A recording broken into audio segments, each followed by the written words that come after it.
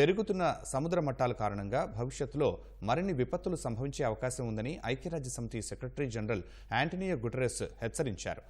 ప్రధానంగా పసిఫిక్ మహాసముద్రం నీటి మట్టం రోజురోజుకీ పెరుగుతుందన్నారు. నేడు పసిఫిక్ ప్రాంతం అత్యంత హానికరమైన ప్రాంతంగా మారిందని అన్నారు.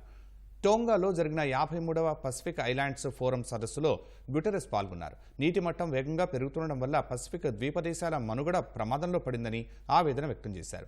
ప్రస్తుత భవిష్యత్తు ప్రమాదాల నుంచి మానవాళిని రక్షించడానికి ప్రపంచ నేతలు ముందుకు రావాలని కోరారు.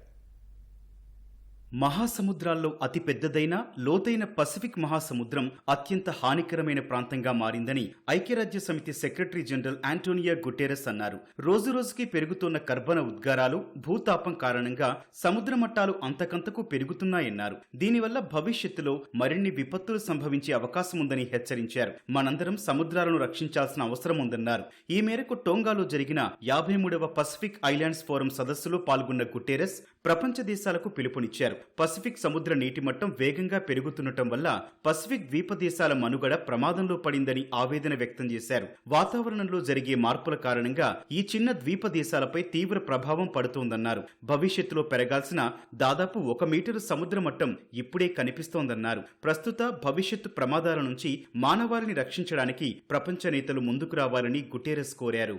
Around 1 meter of future sea level rise is already locked in, but its future scale, pace and impact are not. That depends on decisions we take now.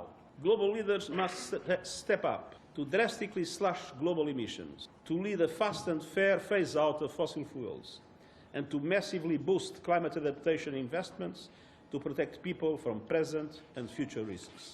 Only by limiting warming to 1.5 degrees Celsius do we have a fighting chance of preventing the irreversible collapse of the Greenland and West Antarctica ice sheets and the catastrophes that accompany them.